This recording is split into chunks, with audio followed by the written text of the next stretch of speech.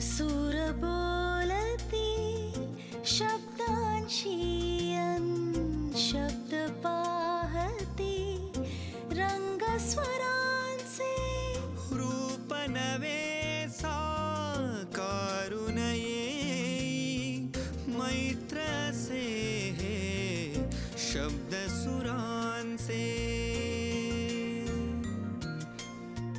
मैत्र से हे शब्द सुरांचे.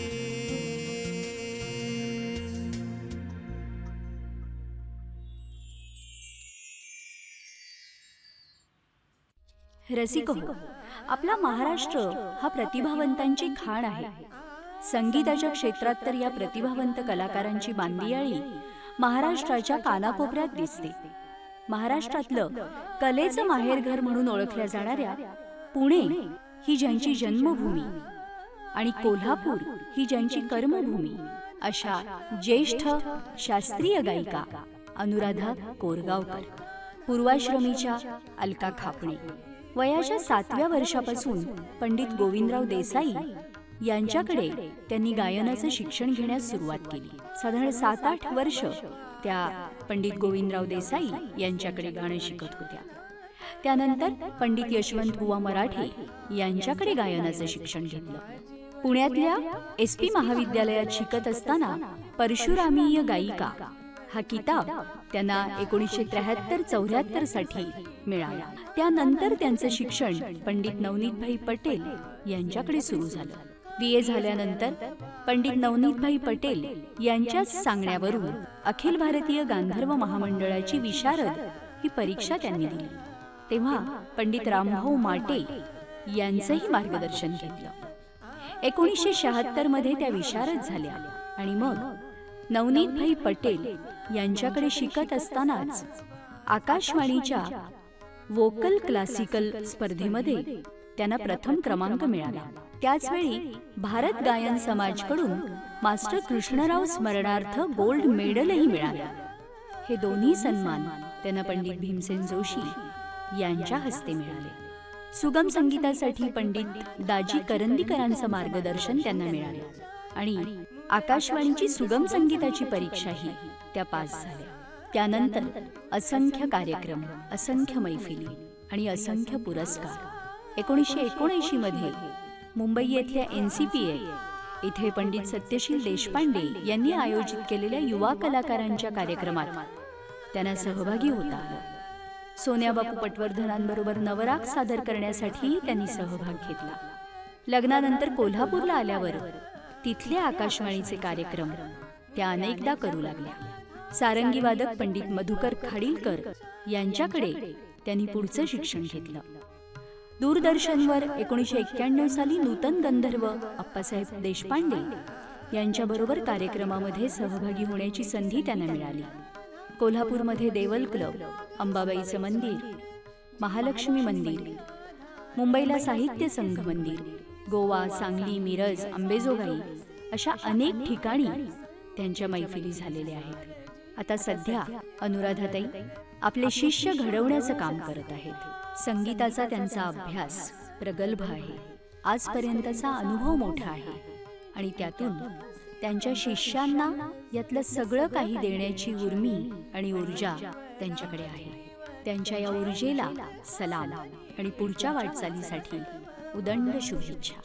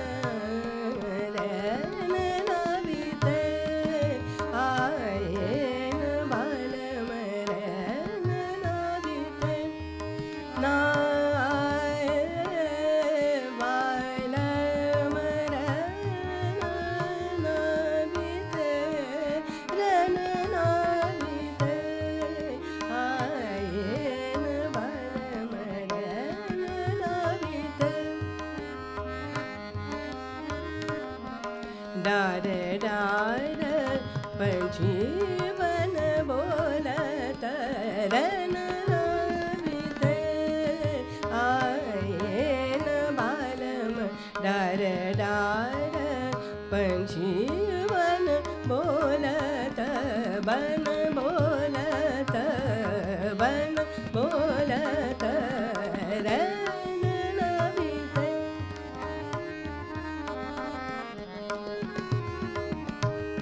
सागम पम मग मगने नि समा सागम पद पग मग पम ग नि ग ध ग पग मग रे तडन सागम पद प ध मग मग पम ध प नि ध म नि नि ग पम ध म प ग मग पम ध प सा नि स प ध म प ग ग म ग म म रे ध नि स ध न नि त आ रे ध न न बि ते आ ए ना प ल ध न न बि ते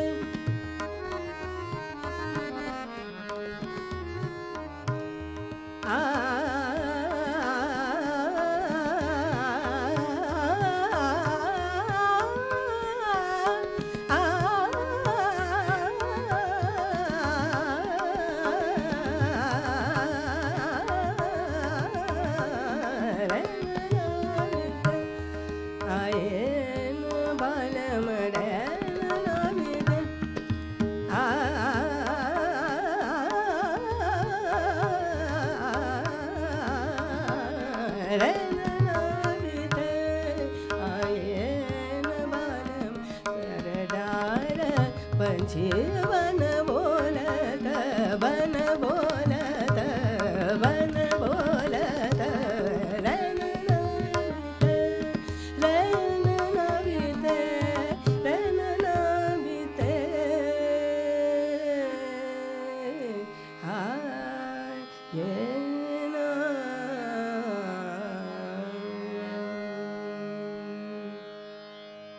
नमस्कार रसिको, मैत्र हे शब्द सुरांचे या कार्यक्रमामध्ये मी विघ्नेश जोशी तुम्हा सगळ्यांचं मनापासून स्वागत करतो.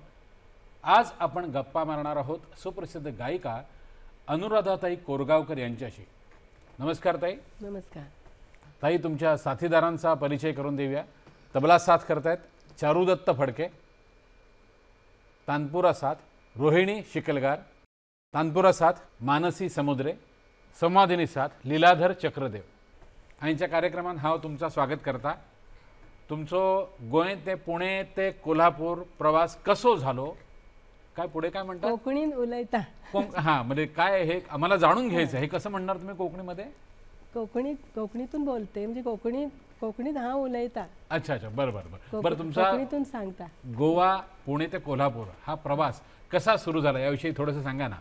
माझा जन्म गोव्याचा, मडगावचा. हां माझा आजोळ तिथे, त्यामुळे घरामध्ये संगीताचं वातावरण म्हणजे माझे काका आजोबा कीर्तन करायचे. अच्छा. आणि त्यांना पेटी वगैरे वाजवता यायची. आणि दामोदराचं मंदिर होतं, विठ्ठल मंदिर, तर तिथे त्यांचे सतत जाणं येणं असायचं. आणि साथीला त्यावेळेच्या काळामध्ये ते सतत असायचे त्याच्या. आणि त्यावेळेचा काळ असा होता की भजन कीर्तन बाकी काही हे नसल्यामुळे संध्याकाळच्या वेळेला भजन कीर्तन चालायची. आणि मडगाव म्हणजे प्रॉपर मडगाव की आजूबाजूचा नाही, कुठला? मडगावच. अच्छा. ह्याच्या समोरच आपल्या स्टेशनच्या मार्केटच्या समोरच आमचं घर बरं होतं. बरं बरं बरं. त्यामुळे सगळ्या त्या वातावरणात मी लहानाची मोठी झाल्यापेक्षा आजोळी आम्ही जायचो तेव्हा. हां हां. आणि त्यावेळेला सतत कानावर कोकणी असल्यामुळे मला समजतं. ते बोलण्याची एवढी प्रॅक्टिस नाही आहे, पण समजतं.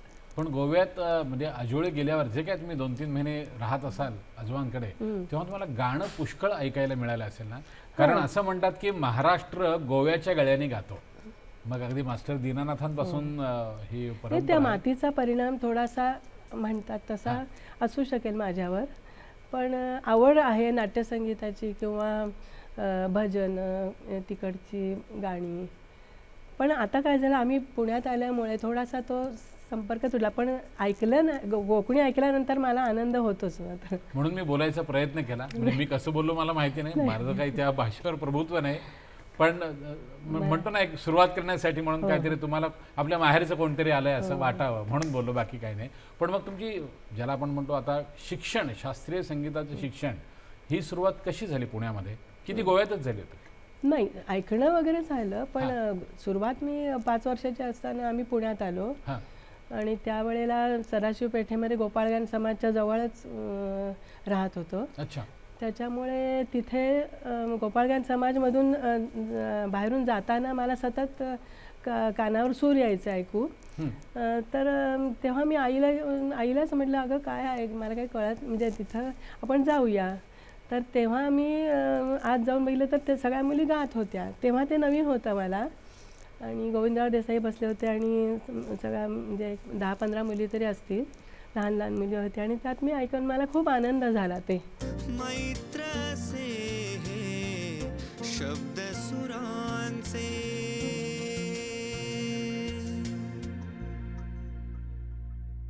एक जरा विचारू का, तुम्ही आता म्हणाला तुम्हाला आनंद झाला, पण त्याच वेळी असं माझ्या कानावर आले तुम्ही तुमच्या एका मैत्रिणीवर रागावला होता. काय कारण होतं होते?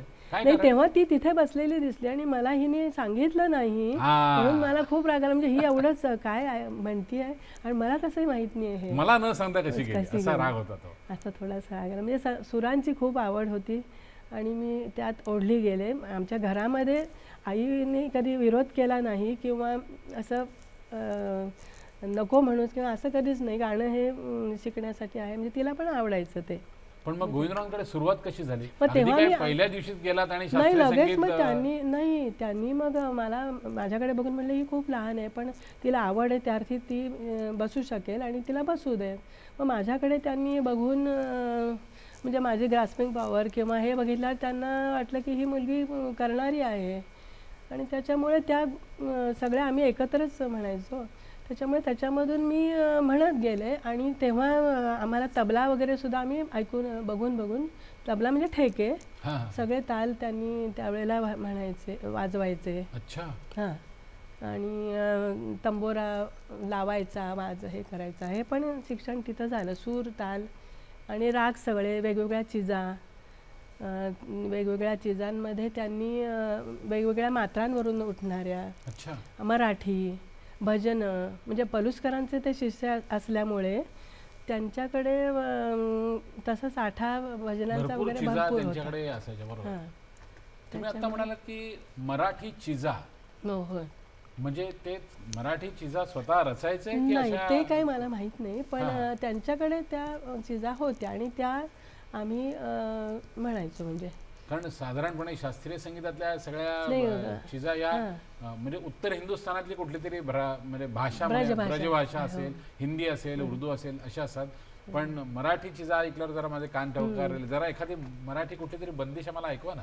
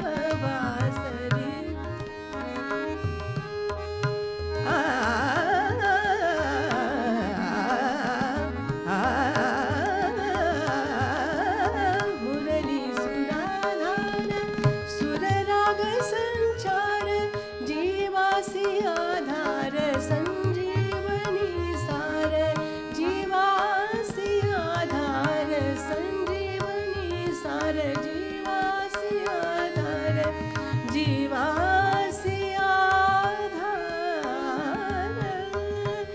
जीवासी जीवासी आधार संजीवनी सार वाजीव राजीव आनंदकारी कान्हा तव वासरी हासरी कान्हा तव वासरी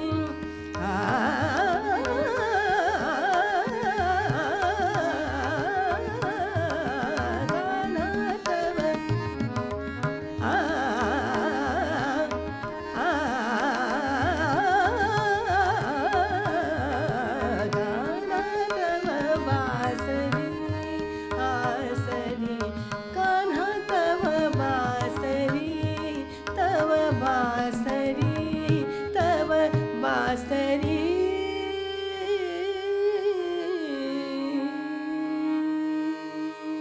अनुराधा, ही बंदिश ऐकताना आम्हाला सावरकरांचं एक नाटक आहे संन्यस्त खड्ग, त्यामध्ये एक पद आहे मर्मबंधातली ठेवाई. अगदी बरोबर. म्हणजे असं काही आहे का की त्या नाट्यपदाच्या जवळ जाणारी चाल त्याच्या किंवा तसं जवळ काहीतरी जाणारी- शिकवायचं म्हणून ही म्हणजे बंदिश शिकवली? त्यावेळेला त्यांनी अशा बऱ्याच चीजा वेगवेगळ्या आधारित रागांपेक्षा नाट्यपदांवरती तर तशा त्यांनी सांगितल्या आम्हाला, किंवा वेगवेगळ्या तालातल्या सुद्धा, म्हणजे रूपक, दादरा किंवा झपतालातल्या सुद्धा, किंवा वेगवेगळ्या मात्रेवरून उठणाऱ्या. बर, म्हणजे आता त्याच्यातली आता देशमधली एक आपण जर नुसते आउटलाईन जरूर जरूर ऐकवा ना. फणीवरा धरुनी मणी काढी कोणी फणीवरा धरुनी मणी काढी कोणी फणीवरा धरुनी मणी काढी कोणी शिरीचा कुणी बाई पोहुनी उदकी जाईल गिरीवर धरी करी कुणी फणीवरा धरुनी मणी काढी कोणी फणीवरा धरुनी.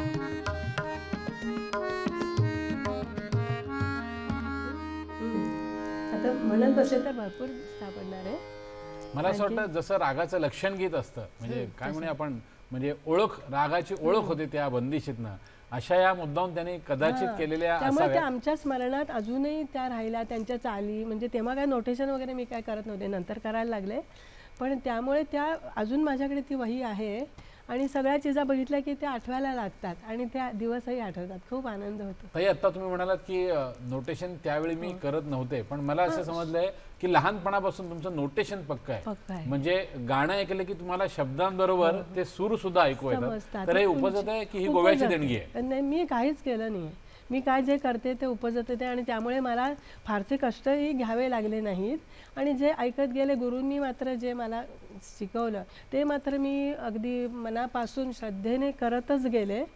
त्याच्यामुळे त्याचा मला खूप फायदा झाला. आणि तुमची गुरूंवरती तर श्रद्धा पाहिजेच, म्हणजे तेव्हा दुसरं बाकीचं काही दिसता कामा नये. नाहीतर आज संशय घेतले जातात आणि एवढे सगळं डोक्यावर सगळं दिसतंय ना, त्यामुळे हे घेऊ का ते घेऊ का ते घेऊ का असं खूप झालंय. त्यामुळे आम्ही एक गुरु त्यांना फक्त ते जे सांगणार तेच खरं. आणि इतकी श्रद्धा होती की मी क्लास कधीही चुकवला नाही, कुठेही बाहेर गेले नाही. संध्याकाळचं फिरायला वगैरे बंद, नंतर संध्याकाळी शाळेतून येणार 6 ते 7 क्लास, मग 7 ते 8 झाला. तर सरांना सुद्धा ते आवडायचं आणि त्यांनी गोविंदाच्या गुजगोष्टीमध्ये माझ्यावरती एक पॅराग्राफ पण लिहिला की ही मुलगी किती सिन्सिअर. म्हणजे मला पण खूप, अजून ते पुस्तक आहे माझ्याकडे. तर त्यांनी ते म्हटलं की ही सिन्सिअर आहे, तिला आवड आहे आणि करणारी आहे आणि ही कोणतरी करेल. हे म्हणजे त्यांचे शब्द आज इथपर्यंत मी पोचले, ते त्यांनी दिलेले आशीर्वादच मी म्हणेन. खरंय. सर्वसाधारणपणे शिष्य गुरुवरती काहीतरी लिहित असतो, आदरांजली म्हणून वगैरे, पण गुरुनी शिष्यासाठी असं काय लिहिणं, मला असं वाटतं सगळ्यात मोठा पुरस्कार आहे. कळलं नाही, पण आता ते म्हटलं अरे मला एवढं त्यांनी हे दिलं. आणि तेव्हा असं एवढे पालक पण चर्चा असं करून असे कधी व्हायचीच नाही ना, तू गातेस गा वगैरे असंच असायचं जास्त. गोविंदरावांकडे शिक्षण सुरू असतानाच तुमचं मराठी भावांकडे सुद्धा शिक्षण सुरू झालं ना. ते संस्कृत शिकवायचे की गाणं सुद्धा, दोन्ही काय? नाही, ते संस्कृत पंडित होते. त्यांच्याकडे म्हणजे अभिषेकी बुवा सुद्धा चिजांसाठी म्हणजे जायचे त्यांच्याकडे. अच्छा. हो. मग ते म्हणजे कुठल्या घराण्याची गायकी त्यांनी तुम्हाला नाही शिकवली की असं काही असं काही नाही त्यांनी, हां, हां. म्हणजे ते काय हे नाही. पण त्यांनी मात्र मला खूप त्यांनी पण माझ्यावर खूप प्रेम केलं. मला त्यांनी पेटी सुद्धा आपली दिली, तुला सूर करताय तर तू प्रॅक्टिस कर त्याची सुद्धा स्वतःची, घरी मुद्दाम दिली. मी त्याच्यावर मग वाजवायचे, कारण आम्ही तेव्हा काही घेतली नव्हती एवढी पेटी वगैरे. तर मग त्यांनी पण मला खूप प्रोत्साहन दिलं. आणि त्याच वेळेला मी 9वी-10वीत असताना गेले त्यांच्याकडे. मग कॉलेजमध्ये असताना मग तेव्हा प्रभातरेंचा मारू बिहाग वगैरे आला होता 71मध्ये. तर मग तो पण बरेचसे राग त्यांनी शिकवले. मग कॉलेजमध्ये असताना सुद्धा परशुरामी गायकामध्ये मी भाग घेतला होता. मला वाटतं तुम्हाला पुरस्कार सुद्धा मिळवला होता ना? हां, तेव्हा मिळाला. तो काय प्रसंग होता, म्हणजे कुठली स्पर्धा होती ती? परशुरामी गायिका हा कॉलेज तर्फे असतो. सप कॉलेजमध्ये मी BA ला होते तेव्हा. तर तेव्हा त्याच्यामध्ये दरवर्षी जे घेतात त्यांना ट्रॉफी मिळते. आणखीन तसं सगळ्यांच्या म्हणजे भरपूर जणांची नावं त्याच्यावरती होती. मग त्याच्यावर एक माझं नाव कोरलं गेलं. आणि तेव्हा सरांनी माझ्याकडून खूप करून घेतलं आणि ते शेवटी त्यांचे आशीर्वादच. अशी कुठली रचना आहे का जी तुम्हाला, म्हणजे एखादी ती रचना सुरू झाली की मराठे गुरुजीच आठवतात, अशी कुठली रचना आहे? नाही, तसं भरपूर आहे. त्यांनी नोटेशन सुद्धा लिहायला शिकवलं. म्हणजे नोटेशन लिहून द्यायचे ते सुद्धा मला नवीन, म्हणजे त्याला चंद्र काढायचा किंवा बरोबर, ती लिखाणाची पद्धत आहे, लिपी म्हणतो ज्याला. तर ते त्यांनी सांगितलं. किंवा त्यावेळेला ठुमऱ्या होत्या, त्या सगळ्या गळ्यातून गेल्या पाहिजे. म्हणजे याद पिया की आहे, सैया बोलो, का करू सजनी, ह्या सगळ्या आम्ही त्यावेळेला सहज म्हणायचो. पण बाहेर नाही, कारण ते एवढं आपल्याला कसं जमेल. म्हणजे आता कसं प्रत्येक गाणं घेतलं की लगेच सगळीजण ते म्हणत असतात, तेवढं आम्हाला म्हणायचं धाडसच. आता रीलचा जमाना आहे ना, पटकन 20 सेकंद काहीतरी टाकायचं, कोण बघतंय की नाही. आम्ही खूप असं केलं की गळ्यातून वेगवेगळं त्यांनी कसं काढायचं. प्रभातांची तन मन धन तोपे तर ती फेमसच होती. अशा भरपूर चिजा त्यांनी शिकवल्या. त्याच्यामुळे म्हणजे पण हे सगळं शिक्षण सुरू असताना तुमच्या मनात असं काही होतं का की आपण विशिष्ट एका काय म्हणूया घराण्याचीच तालीम घ्यायची, असं काही होतं? घराणं वगैरे तेव्हा तेवढं मला तरी तेवढं हे नव्हतं. तिथं जे छान वाटेल. आता आता भीमसेन जोशी आमच्या जवळ पहिल्यांदा राहायचे, कळलं की नाही, गोपाळकांत समाजच्या. तर त्यावेळेला त्यांच्याकडे सुद्धा मी गेलेली आहे. म्हणजे गोव्याला दिंडीचा कार्यक्रम असतो ना कार्तिकीमध्ये, तर तेव्हा त्या विठ्ठल मंदिरात कार्यक्रम ठरवला. मी 4थीत होते तेव्हा. तर त्यांच्याकडे गेले तेव्हा श्रीनिवास तान्हा होता. म्हणजे मला ते अजून आठवते. तर माझे काका आजोबा आणि आम्ही गेलो आणि प्रोग्राम ठरवला. आणि मग मला त्या प्रोग्राम ते काय कळत नव्हतं, पण आत्ता ते आठवते सगळं. आणि मग झालं, मग त्यांचा प्रोग्राम वगैरे तिकडे झाला. आणि सांगायची गोष्ट म्हणजे आता ह्या 96मध्ये माझासुद्धा प्रोग्राम तिथे झाला. अच्छा, दिंडीच्या गोव्याला. म्हणजे तिथं मला पण बोलावणं आलं. आणखीन मी पण तिथं सादर करू शकते. सर्वसाधारण तुमची जेव्हा मैफिल असते तेव्हा काय नियोजन कसं असतं? म्हणजे एखादा काय बडा ख्याल म्हणूया, मग एखादा काय छोटा कुठला, तर असं कशी साधारण तुमची पद्धत असते? नाही, त्या वेळेप्रमाणे ठरवावं लागतं. संध्याकाळची असेल वेळ तर पहिल्यांदी एक हे बडा ख्याल मोठा, नंतर एक लहान छोटा, म्हणजे त्याच्यातला छोटा ख्याल, आणि दुसरा मग लहान दुसरा राग. आणि मग तुम्ही हे म्हणू शकता ठुमरी किंवा नाट्यसंगीत. पण मी ठुमरी वगैरे जास्ती म्हणायचे. आणि मग भैरवी वगैरे. ताई, तुम्ही नाट्यसंगीताचं सुद्धा असं शिक्षण घेतलं ना, विशेष ते कोणाकोणाकडे घेतलं? नाट्यसंगीत म्हणजे मला मराठे बुवांनी, म्हणजे यशवंतबुवा मराठ्यांनी पण नाट्यसंगीत सांगितलं. तेव्हा मी रूपबली म्हटले होते. अच्छा. याला सुद्धा म्हणजे त्यांनी अशी पण नाट्यसंगीत वगैरे बसून घेतली आमची. नंतर दाजी करंदीकरांनी नंतर सांगितली. म्हणजे भावगीतं, भक्तिगीतं, कारण रेडिओची ऑडिशन असते ना, त्यामुळे मी त्यांच्याकडे पण गेले. आणि त्यांनी ती गाणी, त्यामुळे मग रेडिओची परीक्षा आपल्याला देतात ना, तर त्यांच्याकडून ती मिळाली. ताई, आता नाट्यपदाचा उल्लेख झालाच आहे, तर एखाद्या नाट्यपदाची थोडीशी झलक किंवा आत्ता ज्या पदाचा तुम्ही उल्लेख केला रूप बलितो, तर त्याची थोडीशी झलक ऐकवा ना. प्रयत्न कर. हां. रूप बलितो नरशार्दूल साचा, रूप बलितो नरशार्दूल साचा, रूप बलितो नरशार्दूल साचा, क्षणी विनाशित रिपुभाव मनीचा, रूप बलितो नरशार्दूल साचा, रूप बलितो नरशार्दूल साचा, रूप बलितो नरशार्दूल साचा, रूप बलितो नरशार्दूल साचा. मैत्र से हे शब्द सुरांचे.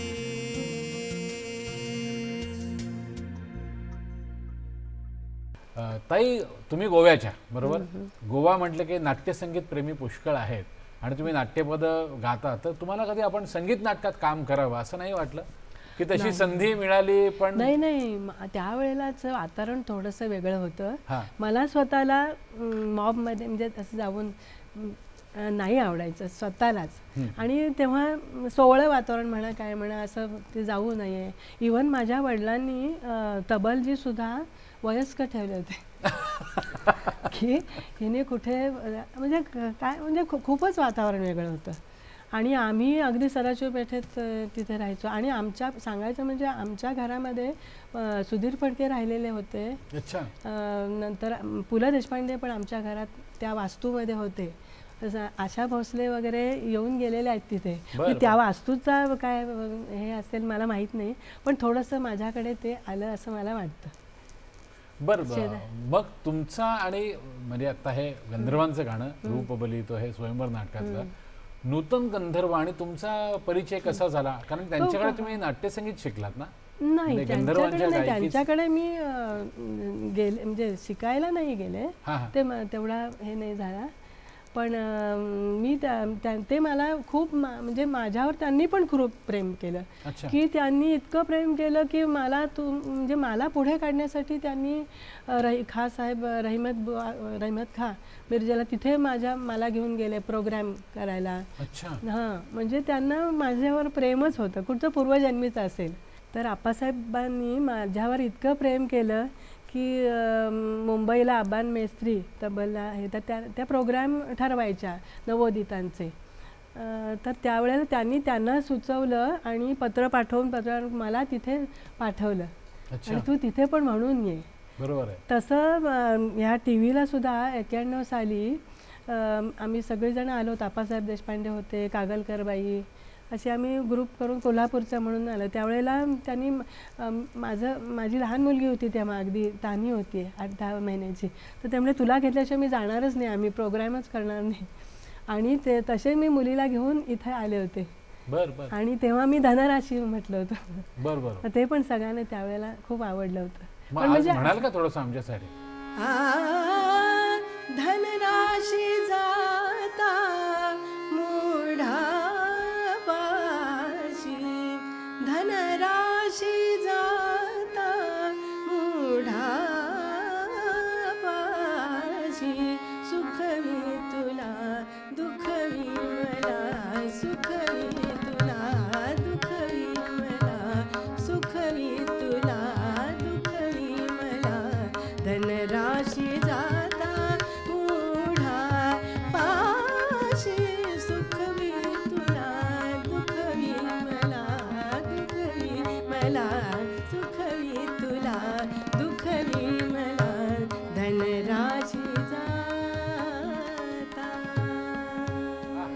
मला माणिक वर्मांची आठवण झाली. नाही, मला माणिक वर्मांची मी सगळीच गाणी तेव्हा इतकी गायचे की सगळी एकही गाणं सोडलं नाही. हसलय मनी, नंतर सावळाचा रंग तुझा, म्हणजे आणि रेडिओ असल्यामुळे सतत माझी गाण्याची रेडिओवरती मात्र मला खूप त्यांनी ऐकणं आणि सराव करणं हे आणि तुमचं वेगवेगळं सातत्याने म्हणायचं. म्हणजे त्यावेळेला गळा नवीन घ्यायचा आणि रेडिओला तर मी दरवेळेला नवीन म्हणायचे. अच्छा. राग काय, नाट्यसंगीत काय, भजन काय, भक्ती काय, म्हणजे ते रेडिओने मला आतापर्यंत हे केलं ते त्यांनीच काय असं मी म्हणेन. मला असं सांगा, गोव्यापासून तुमचा प्रवास सुरू झाला, गोवा ते पुणे आणि मग कोल्हापूर. तर कधी असं नाही वाटलं तुम्हाला की आता आपण कोल्हापुरात गेलो त्यामुळे मुंबई पुण्याकडे जेवढी संधी उपलब्ध आहे किंवा संधी मिळते आपल्याला वेगवेगळे म्हणजे कार्यक्रम म्हणूया किंवा वेगवेगळे ग्रुप्स म्हणूया, तेवढी संधी कोल्हापुरात मिळाली नाही असं कधी वाटतं तुम्हाला? नाही, संधी मिळालीपेक्षा सगळा ओढा मुंबई पुण्याला तुम्ही जेवढे शाईन होऊ शकता किंवा त्या मानाने कोल्हापुरात म्हणजे तेव्हाचं तर वातावरण वेगळं होतं. म्हणजे लोकांना आवड आहे, सगळं आहे, पण आणि प्रोग्राम होतात, सगळं होतं, पण जो फोकस जो आहे आता टी व्ही मुंबईत आहे त्या मानाने रेडिओ पुण्याचा रेडिओ जास्ती हे होतं. सांगली नंतर झालं, पण त्या मानाने कोल्हापुरामध्ये जरा ऐशोराम आणि छान राहूया आपण हे होतं आणि ते थोडंसं माझ्यामध्ये पण आलं. त्यामुळे मी पण आनंद घेत जगले. मला एक गोष्ट सांगा, म्हणजे आपण पाहिजे तर हे लोकांना नको सांगूया, पण तुमची सख्खी बहीण तुमची जाऊ आहे. हो हो हो. मग ती सख्खी बहीण कधी असते आणि जाऊ कधी असते घरात? रियाजाच्या वेळी ती बहीण असते की जाऊ असते, काय असते? नाही, असं काही नाही तसं. म्हणजे आणि माझा स्वभाव असा आहे की कोणाला दुखवू नये. त्यामुळे मी असं काम पडलं की लगेच पळून जाणं हे मी कधी केलंच नाही. त्याच्यामुळे तो भांडणं तो प्रश्न आलाच नाही. त्यामुळे तसा काही प्रश्न नव्हताच. पण माझा स्वभावच असा आहे की कोणाला म्हणजे मला तरी असं वाटतं की मी शक्यतो तंबोराच घेऊन बसले आणि पाहुणे आले त्यांच्याकडे बघितलंच नाही, तर मला तसं काही नव्हतं. मला त्याची पण खूप आवड होती की सगळ्यांनी माझ्याकडे यावं, मी त्यांना खाऊ पिऊ घालावं किंवा असं मी करिअर किंवा त्या दृष्टीने माझा हे नव्हता.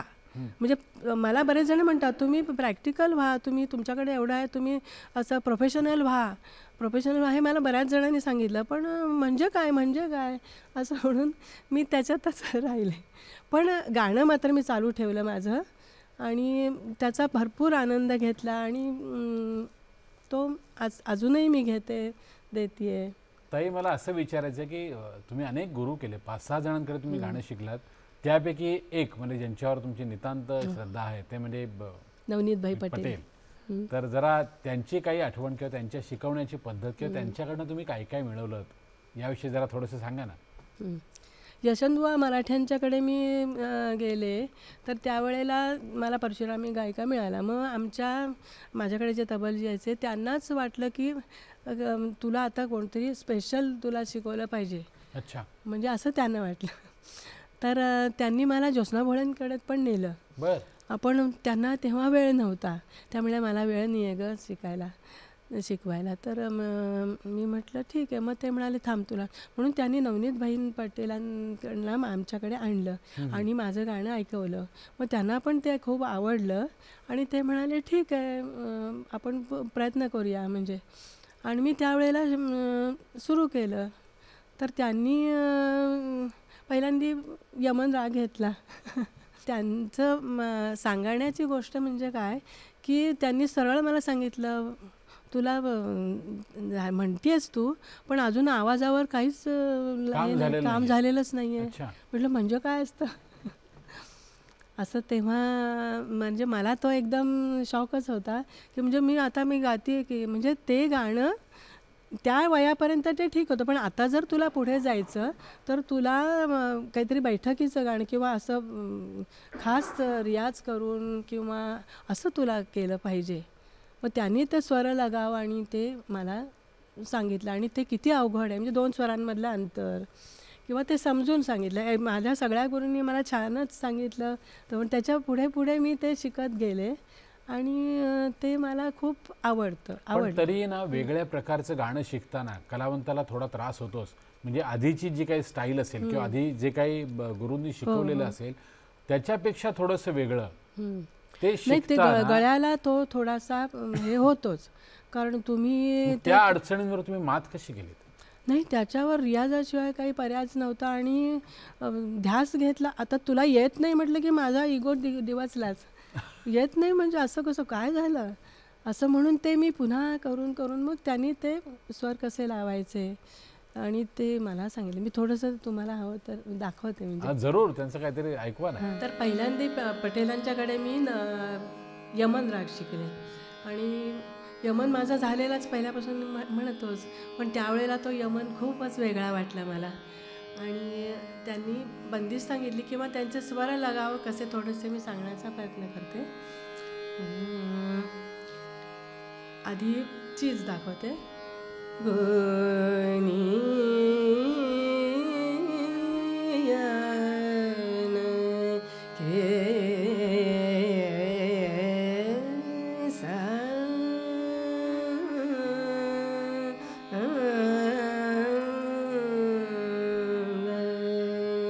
म्हणजे काय, हा जो मधला पीस आहे तो घासून जायचा, मींड घसीट आहे ती, आणि ती गळ्यावर यायला जे गातात त्यांना कळतं की ती खूप अवघड आहे. त्यामुळे निषादापासून निषादापर्यंत असे सतत स्वरांचं प्रत्येक स्वराशी कनेक्शन हे त्यांनी दाखवलं आणि सगळ्या चिजांमध्ये सुद्धा त्यांच्या तान आणि मींड प्रत्येक चिजांमध्ये तिहाई असणार किंवा तान असणार, सुरुवात त्याची अट्रॅक्टिव्ह पाहिजे, अशा तऱ्हेने त्यांनी वेगवेगळ्या चिजा. आणि त्यावेळेच्या काळामध्ये त्या सगळीकडे पुण्यामध्ये तर खूप फेमस होत्या, म्हणजे सगळ्यांना आवडायची त्यांचं. पुण्यात लोकप्रिय की सगळीकडे लोकप्रिय? पुण्यामध्ये माझ्या भरपूर बंदिशी झाल्या, गायला त्यांच्या गायला गेल्या. त्यामुळे प्रत्येक ठिकाणी त्यांचं असं होतं की छोट्या छोट्या मैफिली तू करत राहा म्हणजे तुला कॉन्फिडन्स येईल. त्याच्यामुळे मी सतत मंदिरांमध्ये, गणपती उत्सवामध्ये, जंगली महाराज हे सगळीकडे मी सतत प्रोग्राम असायचे. आणि त्याच वेळेला नवराग निर्मिती म्हणजे सोन्या बापू पटवर्धनांनी सुद्धा मला हे केलं, शिकवलं नवीन राग वगैरे. त्याच्यामुळे म्हणजे ते पण मी म्हणेन म्हणजे त्यावेळेला काय होतं की एक ट्रेंड आला होता की वेगळं काहीतरी पाहिजे आणि अशा वेळेला हे नवीन सगळे राग वगैरे म्हणजे आम्हाला अगदी लोकांनी उचलून धरलं होतं. तुम्ही तुमच्या मैफिलीत एकतालातली ती यमनमधली कुठली बंदिश नेहमी म्हणायचा तो? घर आहे प्रीतम. हा, ती जरा ऐकवा ना. हो हो. घर आहे प्रीतम, घर आहे प्रीतम, घर आहे प्रीतम प्यारे, सुध बुध मोरी कछु, सुध बुध मोरी कछु नाही आहे. घर आहे प्रीतम, घर आहे प्रीतम, घर आहे बगिया से चून चून, बगिया से चून चून, बगिया से चून चून, फूल मिलाओ आज फूल मिलाओ आज फूल मिलाओ आज फूल मिलाओ आज, उन फूलों को तुम पे, उन फूलों को तुम पे चढ़ाओ. घर ये घर घर ये घर घर घर ये प्रीतम प्यारे.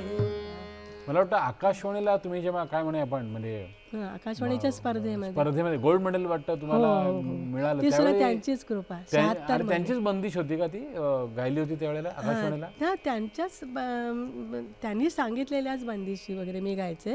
अच्छा. तेव्हा मी मधमात सारंग पुण्या ह्याच्यामध्ये मधमात सारंग गायला होता. शेवटी गुरु हा असल्याशिवाय आपल्याला काही करता येत नाही. मग आता ज्या 2 रागांचा तुम्ही उल्लेख केला त्यातली कुठली बंदिश ऐकवताय की अजून वेगळ्या कुठल्या रागातली बंदिश ऐकवताय? दुसऱ्या रागातली ऐकवते ना. बरं, जरूर.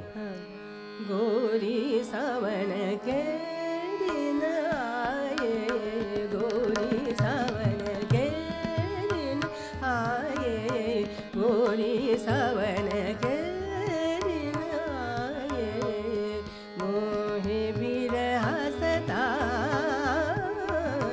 गोरी सावन के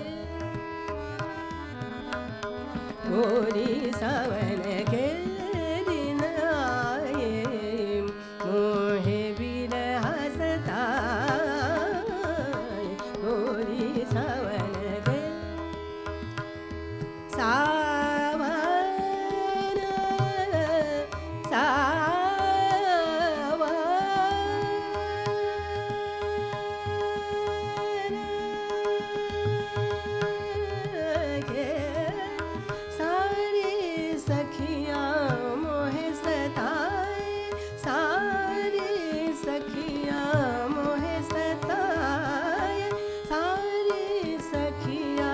मोहे सताए कब मोरे पिया घर आए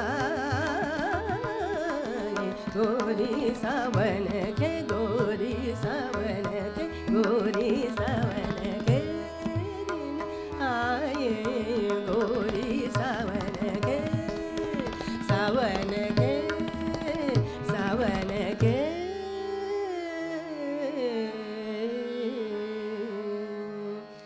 मैत्र से शब्द सुरांचे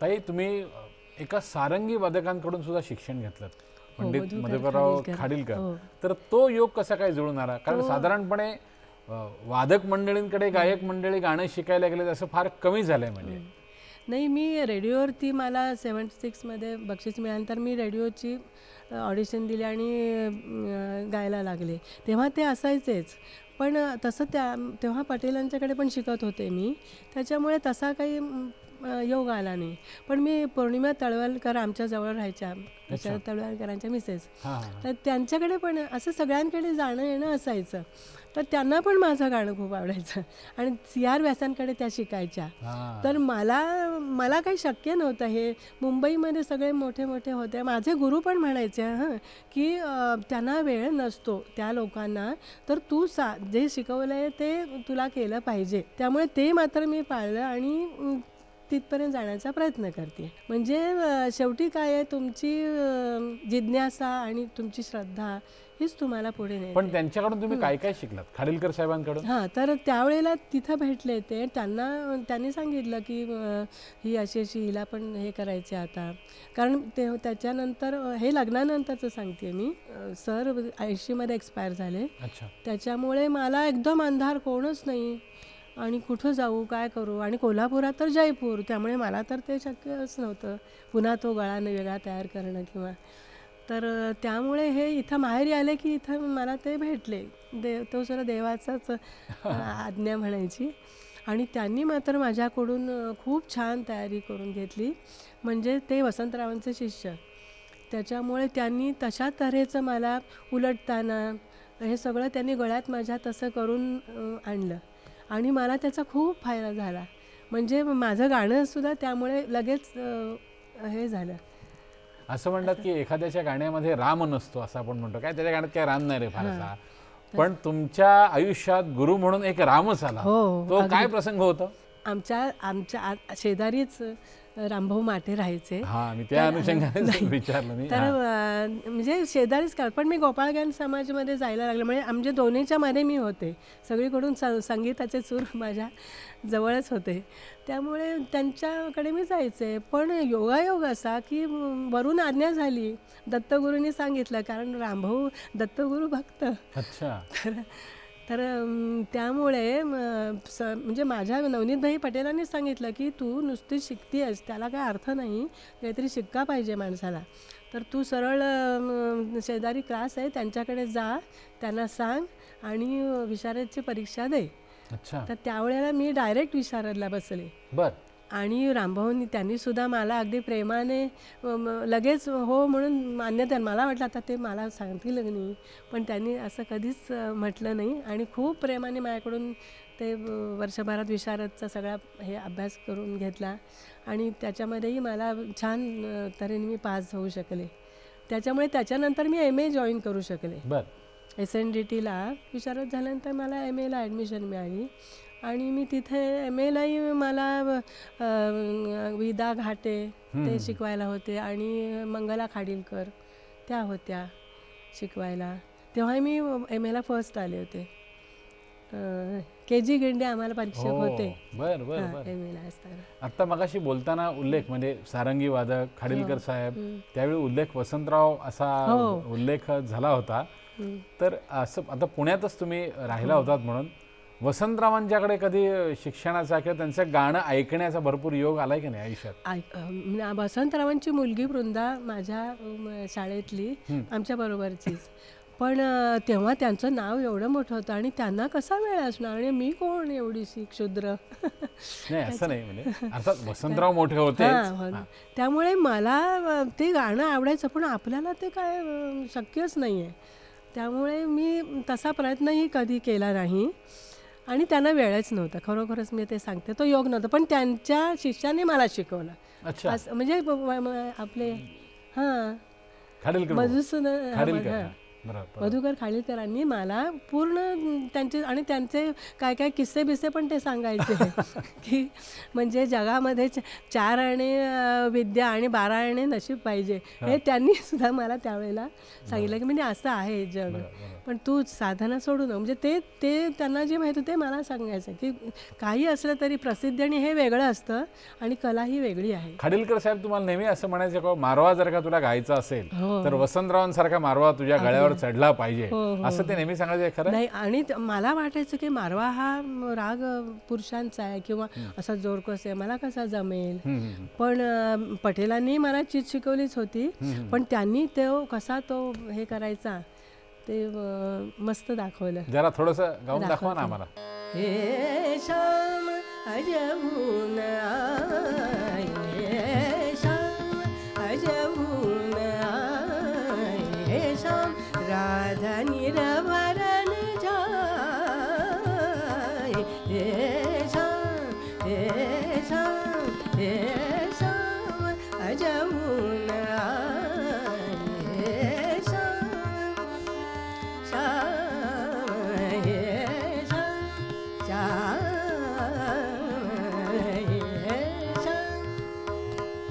श्याम श्याम हे श्याम अजहून आए, हे श्याम राधा निरभरण जाए, हे श्याम हे श्याम हे श्याम.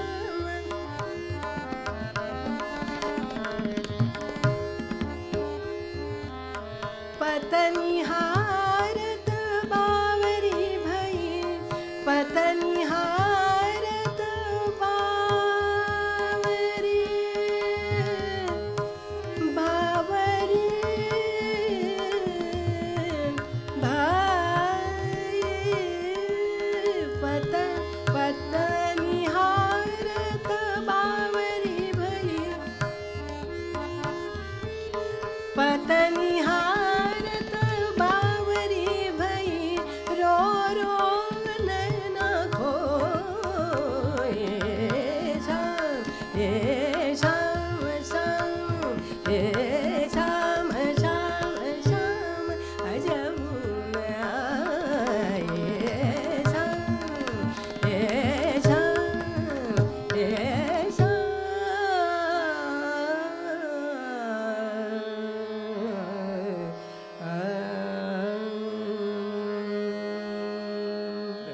ताई, वेळेचं बंधन पाळायचं आहे म्हणून एक अत्यंत महत्त्वाचा मुद्दा पटकन विचारतो. तुम्ही हल्ली डॉक्युमेंटेशन करताय, म्हणजे बंदिशी, त्यांचं नोटेशन आणि हे सगळं तुम्ही तुमच्या विद्यार्थ्यांकडून करून घेताय. आणि अजून एक गोष्ट तुम्ही विद्यार्थ्यांकडून करून घेताय ते म्हणजे वेगवेगळ्या प्रकारच्या ठुमरी हा प्रकार तुम्ही तुमच्या विद्यार्थ्यांना शिकवताय म्हणा किंवा त्यांना तो घोटून घेणं म्हणणं असं करताय. तर त्याविषयी थोडंसं सांगा, ठुमरीच्या शिक्षणाविषयी थोडंसं सांगा आणि आजच्या आपल्या भागाची सांगता तुम्ही एखाद्या ठुमरीनीच करावी अशी मी विनंती तुम्हाला करतो. मला नवनीतभाईंनी ठुमरी शिकवलीच खमाजमधली, पण मी त्याचं प्रॉपर शिक्षण दाजी करंदीकरांकडे घेतलं. तर त्यावेळेला त्यांनी भरपूर ठुमऱ्या आमच्याकडून करून घेतल्या. खमाज, देश, तिलंग त्यांचा सर्वांगाने विद्यार्थी घडावा, म्हणजे त्यांच्याकडे जे लाईट म्युझिकचे शिक्षण घ्यायचे, त्यांचे अभंग किंवा भावगीतं, भक्तिगीतं अशा सगळ्या तऱ्हेने ते शिकवायचे. तसं त्यांनी कट्यारमधलं सावरिया ते पण आमच्याकडून बसवून घेतलं वा. होतं. हो, लागे कले जेव्हा कट्यार कट्यार, 78 त्यावेळेला मी जायचे, तर ते सुद्धा अगदी प्रत्येक हे त्यांनी आमच्याकडून करून घेतलं. आणि म्हणजे त्यांनी आवाज तशा तऱ्हेने तयार करून घेतला माझा. तर मग आता मी सांगता करताना ती कट्यारमधलीच ठुमरी ऐकवताय मला की दुसरी कुठली ऐकवताय? दुसरी मी त्यांनी पंजाबी भैरवीमधली चुप गई, अच्छा. ती मी ऐकवते. जरूर जरूर. चुप गई रे लाज के मारे गलियन में गिरधारी गिरधारी गलियन में गिरधारी गलियन में गिरधारी गिरधारी गलियन में गिरधारी गिरधारी गलियन में गिरधारी.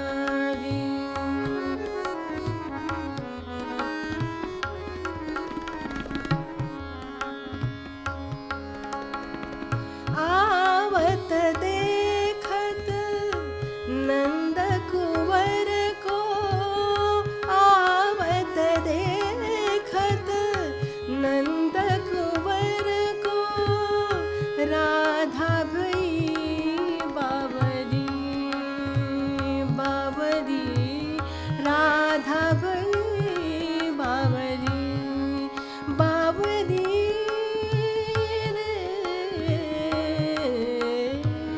राधा भई बावरी बावरी राधा भई बावरी. गलियन में गिरधारी गिरधारी गलियन में गिरधारी गिरधारी रे गलियन में गिरधारी.